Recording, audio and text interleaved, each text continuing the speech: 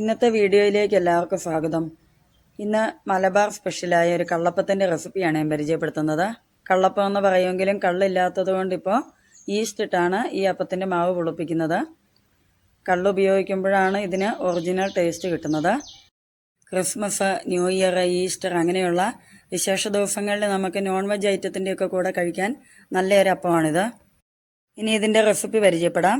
ഞാനിവിടെ 1.5 കിലോ പച്ചരിയാണ് എടുത്തിരിക്കുന്നത്. പശയില്ലാത്ത നല്ല ഇനം പച്ചരി തിരഞ്ഞെടുത്ത് കഴുകി കുതിർത്ത് വെള്ളം വാർത്തെടുക്കുക.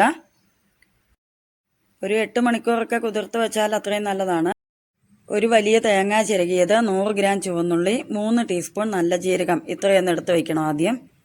ഇനി കുതിർത്ത് വെച്ച അരി കഴുകി വാരി ഒരു മിക്സിയുടെ ജാറിലേക്ക് ഇട്ട് കൊടുക്കാം. ആദ്യത്തെ സ്റ്റെപ്പിൽ നമുക്ക് അരിയുടെ കൂടെ ഒരു പകുതി വെള്ളം ഒഴിച്ചാൽ മതി. അധികം ലൂസായിട്ട് അരച്ചെടുക്കണ്ട. ഇനി അതിലേക്കാണ് നമ്മൾ ഈസ്റ്റ് ചേർക്കുന്നത്. ഞാനിവിടെ 3/4 ടീസ്പൂൺ ഈസ്റ്റാണ് ചേർത്തിരിക്കുന്നത്. നല്ല ഫ്രഷ് ആയിട്ടുള്ള ഈസ്റ്റ് തന്നെ എടുക്കാൻ ശ്രദ്ധിക്കണം. ഇനി അരിയിലേക്ക് 2 ടീസ്പൂൺ പഞ്ചസാരയും കൂടെ ചേർത്ത് കൊടുക്കുന്നുണ്ട്. പഞ്ചസാര ചേർക്കുമ്പോൾ അപ്പത്തിന് നല്ലൊരു ടേസ്റ്റ് കിട്ടും. അത് കുറച്ച് തരിതരിപ്പായിട്ട് അരച്ചെടുക്കുക.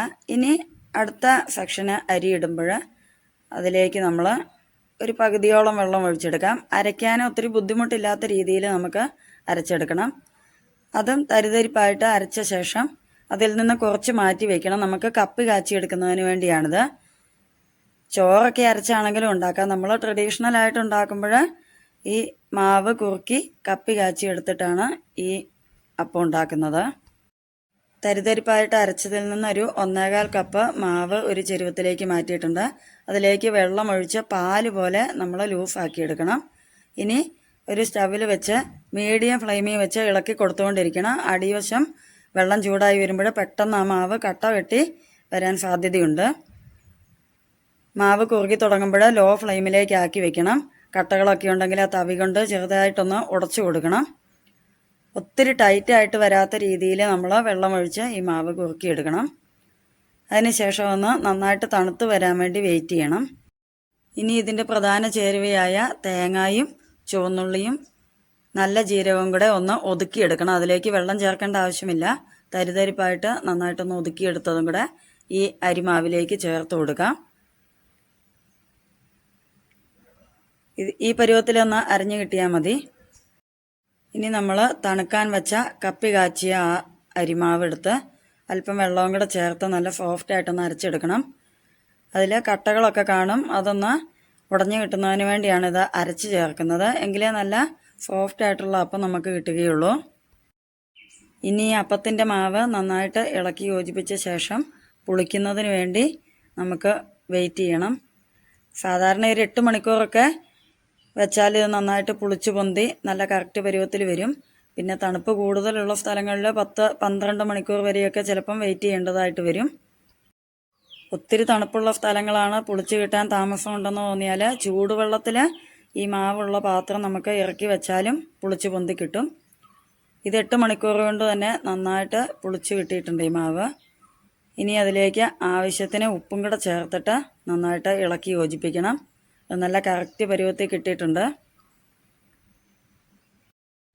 ഈ മാവ് പുളിച്ച് പൊങ്ങിയതിന് ശേഷം കൂടുതൽ സമയം പുറത്ത് വയ്ക്കരുത്. നമ്മളപ്പം തന്നെ ചുടുന്നില്ലെങ്കിൽ നമുക്ക് ആവശ്യത്തിനുള്ള മാവ് എടുത്തതിന് ശേഷം ബാക്കി ഫ്രിഡ്ജിലേക്ക് മാറ്റി സൂക്ഷിക്കാവുന്നതാണ്.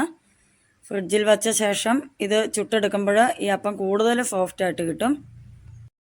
2-3 ദിവസത്തേക്കുള്ള മാവ് ഈ രീതിയിൽ നമുക്ക് ഫ്രിഡ്ജിൽ സൂക്ഷിക്കാവുന്നതാണ്.